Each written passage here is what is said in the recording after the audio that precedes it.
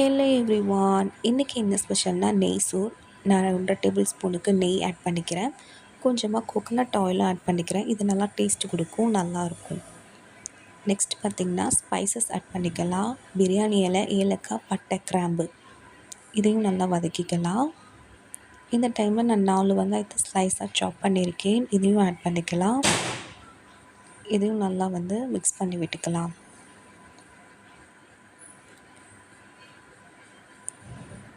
இந்த டைமில் நான் கல்லுப்பு கொஞ்சம் ஆட் பண்ணிக்கிறேன். இது சீக்கிரமாக வதங்கும்.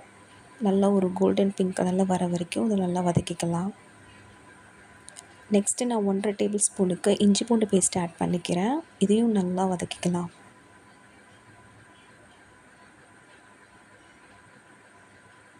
நல்லா பிங்க் கலரில் வந்துடுச்சு. இந்த டைமில் நான் 3 தக்காளியை சாப் பண்ணியிருக்கேன். இதையும் ஆட் பண்ணிக்கலாம். இப்போ இதை நல்லா மிக்ஸ் பண்ணி விட்டுக்குவோம்.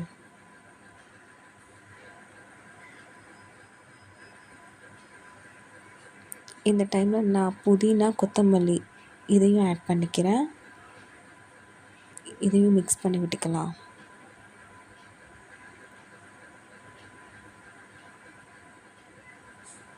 இதை நல்லா மிக்ஸ் பண்ணதுக்கப்புறம் 3 பச்சை மிளகாவை நான் ஆட் பண்ணிக்கிறேன். இதையும் நல்லா மிக்ஸ் பண்ணிக்கலாம். இந்த டைமில் உலக்குன்னு சொல்லுவாங்க. அதில் நான் 3 கிளாஸ் ஆட் பண்ணிக்கிறேன் வாட்டரை. ஃபஸ்ட்டு ஒரு கிளாஸு, செகண்ட் ஒரு கிளாஸு, தேர்டு ஒரு கிளாஸு. இதையும் நல்லா மிக்ஸ் பண்ணிக்கலாம்.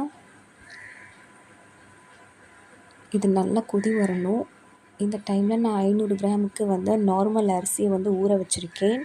இதையும் ஆட் பண்ணிக்கலாம். இதை கொஞ்சம் கொஞ்சமாக நான் ஆட் பண்ணிக்கிறேன். இது கொஞ்சம் நேரம் மூடி போட்டு வச்சிடலாம். இந்த டைமில் நான் ஒரு ½ லெமனை ஸ்குவீஸ் பண்ணிக்கிறேன், நம்ம ரைஸில் ஊற்றுறதுக்காக. நான் ஸ்குவீஸ் பண்ணிவிட்டேன். இதையும் நம்ம ரைஸில் ஆட் பண்ணிக்கலாம்.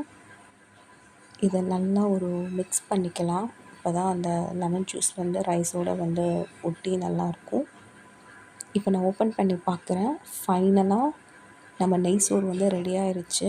பாருங்கள், செம்மையாக இருக்குது, சூப்பராக இருக்குது, நல்லா வாசமாக இருக்குது. நெய், அந்த தேங்காய் எண்ணெயோட ஸ்மெல்லெல்லாம் நீங்களும் வீட்டில் ட்ரை பண்ணுங்கள். இந்த வீடியோ பிடிச்சிருந்தா லைக் பண்ணுங்கள், ஷேர் பண்ணுங்கள். மறக்காமல் என்னோடய சேனலை சப்ஸ்கிரைப் பண்ணுங்கள். பக்கத்தில் இருக்கிற பெல்